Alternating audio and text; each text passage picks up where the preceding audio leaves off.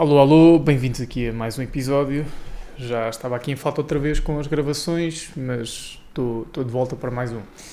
E o título do episódio de hoje é: Não penses os teus produtos e os teus serviços apenas do teu ponto de vista. Ou, até posso ser um bocadinho mais extremo, não penses os teus produtos e serviços do teu ponto de vista. Pensa do ponto de vista do teu cliente.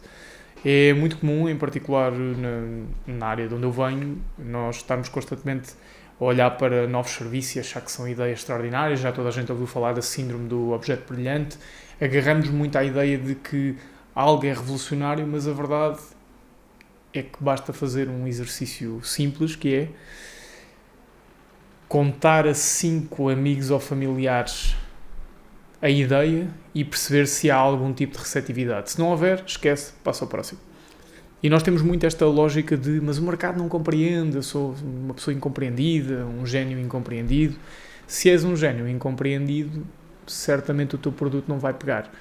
Então, é muito isto, que é, muitas vezes aquilo que destrói um MVP, ou melhor, que leva alguém a não ter um MVP e a ter um produto demasiado complexo, é precisamente não pensar no público.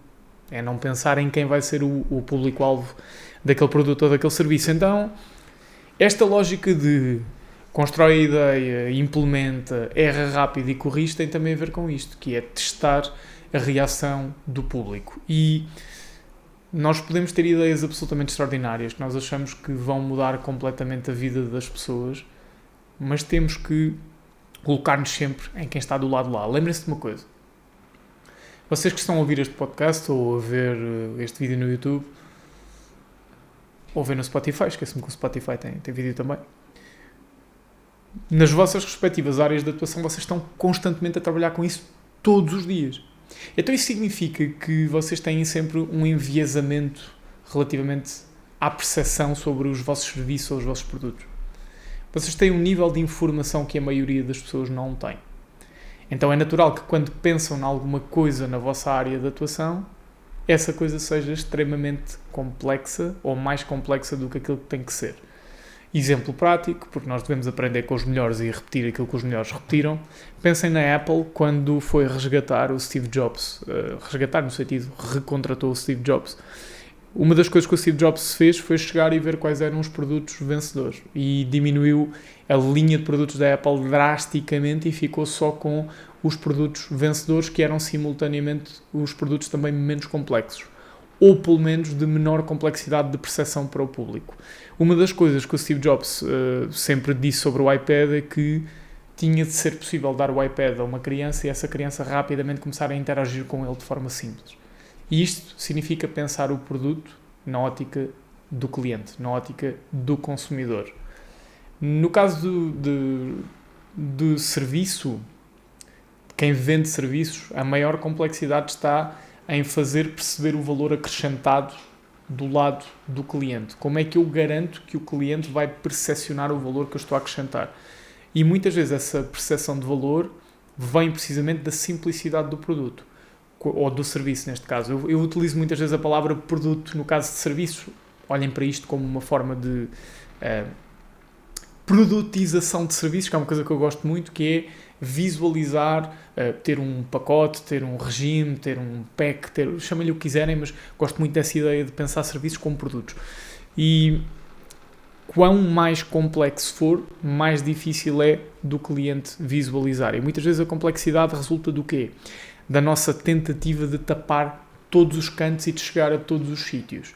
Eu creio que já partilhei noutros episódios do podcast, nós quando começámos a ter regimes de avanço aqui na PIA, tentávamos que eles fossem o mais objetivos possível, que era, para este cliente as necessidades serão estas, portanto vai incluir X contratos destes, X minutas daquelas, Y não sei o quê, uma consulta, e aquilo que nós pensávamos ser um produto, lá está, um pacote que cobria todas as necessidades do cliente, na verdade tornava-se complexo, porque depois a pergunta do cliente é: então, e se eu tiver isto em vez daquilo? Então, e se acontecer isto em vez de acontecer aquilo? Então, e se? Então tivemos que simplificar. Simplificar diminuindo o nível de resistência do cliente. Então a nossa avança passou a ser uma avança de regime full service. Todas as áreas de atuação que nós temos dentro do escritório passam a estar à disposição do cliente dentro daquela carga horária e salvaguardamos ali 2 ou 3 serviços mais complexos, por exemplo, ações judiciais, documentos particulares autenticados, etc. Tudo o resto nós incluímos na avança. Isto é de muito fácil percepção para o cliente. O que é que nós fizemos aqui? Reduzir a complexidade do produto. Então, inicialmente, nós pensámos com a nossa forma de ver e depois, ao pensarmos com a forma de ver do cliente, percebemos que esta era a metodologia adequada e, na verdade, temos tido muito maior facilidade em fechar avanças, atrair atrair no sentido de ter clientes que são clientes regulares, que assim pensam mais facilmente na avança do que com a nossa metodologia anterior. E isso foi simplificar a oferta pensando na ótica do cliente. Porquê? O que é que nós pensámos? Vamos imaginar um dentista. Se eu pagasse um determinado valor mensal a uma clínica dentária e me incluísse 3 disto, 2 daquilo, 4 do outro, aquilo parecia só um pack de desconto. Quando eu pago uma subscrição a uma clínica dentária para poder usufruir de praticamente todos os serviços e especialidades, eu sinto que estou a comprar uma relação com aquela clínica dentária. Então isto, lá está, foi pensar a relação do cliente connosco e colocarmos no papel do cliente. O que é que procura quem trabalha com escritório jurídico? Procura confiança, acessibilidade, procura alguém que vai ser o seu agente de blindagem do seu negócio, ou dos seus negócios, ou da sua vida, ou o que for. E nós, para sermos esse agente de blindagem, otimização, crescimento, etc., tínhamos que ter uma oferta mais simples. E foi isso que fizemos aqui. Então, para quem está a começar, fica essa dica muito prática. Simplifiquem e pensem os vossos produtos e os vossos serviços na ótica dos vossos potenciais clientes. Nem sequer é na ótica dos vossos clientes, é na ótica dos vossos potenciais clientes. E lembrem-se que o nível de atenção que vocês dedicam aos vossos próprios serviços não tem nada a ver com o nível de atenção que o potencial cliente dedica. Naturalmente, isto depois vai se misturar com muitos outros temas. Quanto maior a concorrência na vossa área, pior. Quão mais dependente do preço, pior. Quão mais dependente de variáveis externas, pior. Mas se depender apenas de vocês, se não for uma oferta assim tão frequente no mercado, e se não for assim tão escalada, vocês têm mais tempo para testar. O que é que eu quero dizer com isto? Quem vende sapatos e não está posicionado num setor premium vai competir com, sei lá, centenas ou milhares de negócios em igualdade de circunstâncias e essencialmente vai trabalhar aqui numa ótica de marketing, mas toda a gente percebe. O produto é um sapato. Acabou. Pensem na Geox. Podia ter feito um trabalho extremamente complexo de... São sapatos ortopédicos com benefício de não sei o quê. Não, foi simples, que é o sapato que respira. Acabou. Nós sabemos que são sapatos e são sapatos que respiram. Porque todos nós percebemos que um dos problemas do calçado é precisamente o cheiro, a sensação de calor, de umidade, etc. Então eles simplificaram a oferta. São sapatos que respiram. Nós sabemos que na prática não é isto que acontece, mas é isto que nós temos que fazer. Simplificar a comunicação do produto. E antes de simplificar a comunicação do produto, simplificar o próprio produto. Na ótica de serviço, o que é que eu diria? Diminuir o número de serviços e agrupar os serviços que tenham conexão entre si, caso o mercado procure esse agrupamento. Porquê? Se o mercado não procurar, não há outra forma senão ter todos os serviços dispersos. Mas se procurar, nós temos upsell, cross-sell, temos avanças, temos, temos uma série de coisas que podemos fazer com o leque alargado de serviços que temos à disposição da clientela que simplificam a percepção da clientela desse conjunto de serviços. Sei que não é fácil, naturalmente cada negócio é um negócio, mas não vale a pena pensar em se acontecer isto, eu tenho esta solução, e se acontecer isto, e se acontecer aquilo. Da experiência que eu tenho tido, pensar os produtos e serviços com o objetivo de cobrir todas as exceções, é garantir a morte desses produtos ou serviços. Nós temos que pensar primeiro para o público em geral e, para as exceções, se forem suficientemente relevantes, pensamos um novo produto ou serviço, ou um upsell, ou um cross-sell, ou o que seja, que acaba por ser, lá está, um novo produto ou serviço, e não necessariamente um desmembramento daquele serviço. Exemplo prático no nosso dia-a-dia aqui. Nós temos um tipo de serviço que é a consulta jurídica e alguns clientes têm a necessidade de, da consulta, perceber que há uma minuta ou qualquer coisa que têm que fazer. Nós tínhamos aqui 2 caminhos. Primeiro caminho, criar aqui consultas mais ou menos flexíveis e tentar ir às exceções todas, que é, se o cliente quiser uma minuta até uma página, nós incluímos, se quiser uma minuta até 3 páginas, cobramos mais 20%. Nós optámos por, são 2 serviços completamente diferentes. A consulta é um serviço, a minuta é outro serviço. E o que tentamos fazer é ou um upsell ou um cross-sell, dependendo da situação, embora vai dar mais ou menos ao mesmo. E o decidirmos que são 2 serviços completamente diferentes permite o quê? Comunicar de forma muito mais simples, que é, temos a consulta, temos a minuta. Na verdade, nós nem gostamos muito da comunicação de minuta, mas percebem a ideia. Temos a consulta e temos assessoria contratual ou o que for, e o cliente paga pela consulta e a seguir paga pela assessoria. Pode pagar pelos 2? Pode. Em muitos casos o que nós fazemos é o quê? A assessoria contratual inclui aqui um pacote de acompanhamento até à conclusão do negócio, que inclui a elaboração dos contratos, a revisão dos contratos, o contacto com a contraparte, uma consulta com o cliente que até acontece no início, eventualmente uma consulta de alinhamento e vai o acompanhamento até à escritura, até à negociação final ou o que for.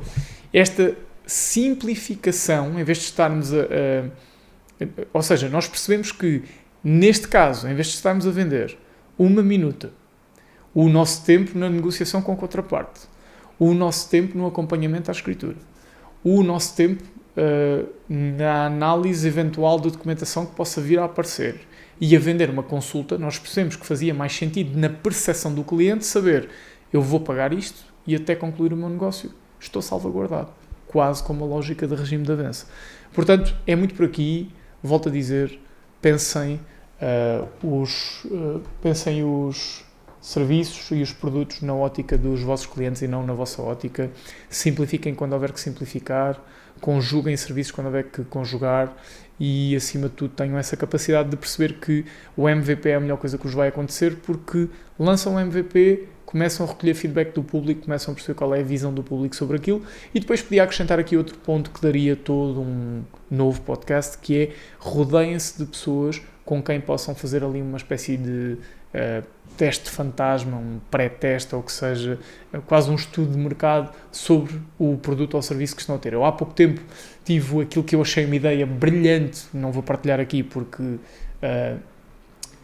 já percebi que não vai resultar, mas que tinha a ver com consultoria estratégica para escritórios de solicitadores e advogados, e pensei num modelo que para mim era revolucionário, nunca ninguém tinha pensado e que ia resultar imensamente bem, e eu continuo a achar que pode resultar, mas não da forma que eu imaginei.